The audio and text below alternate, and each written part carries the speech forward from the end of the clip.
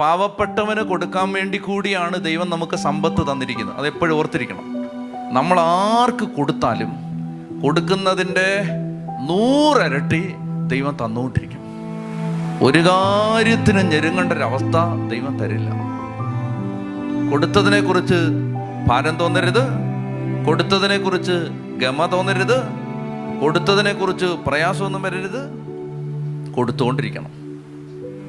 ഒരുത്തൻ പറ്റിച്ചാലും നീ അറിഞ്ഞുകൊണ്ട് കൊടുത്താലും നിന്റെ കയ്യിൽ നിന്ന് നഷ്ടപ്പെട്ട പൈസ അത് നിന്റെ ഇരിക്കേണ്ട പൈസ അല്ല.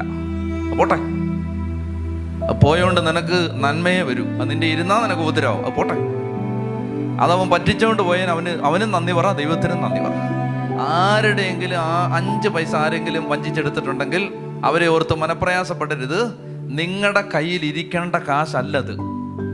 ആ കാശിനകത്ത് ഭയങ്കര ദുരിതവും ദുഃഖവും പീഡകളും ചിലപ്പോൾ കാണും. അതുകൊണ്ടാണ് കർത്താവ് പറഞ്ഞത് അത് ഇരിക്കണ്ട, അത് പോട്ടെ.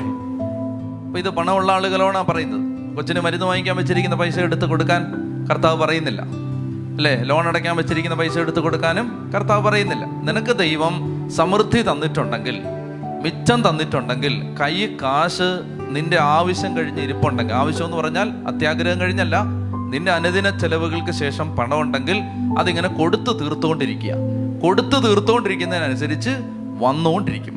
അതാണ് അതിൻ്റെ ഒരു തിയറി, പ്രിൻസിപ്പിൾ അതാണ്. കൊടുത്തോണ്ടിരിക്കുന്നതിനനുസരിച്ച് വന്നുകൊണ്ടിരിക്കും. ഇങ്ങ് വന്നുകൊണ്ടിരിക്കും. അതിനൊരു കണക്കൊന്നുമില്ല, അങ്ങ് വന്നുകൊണ്ടിരിക്കും.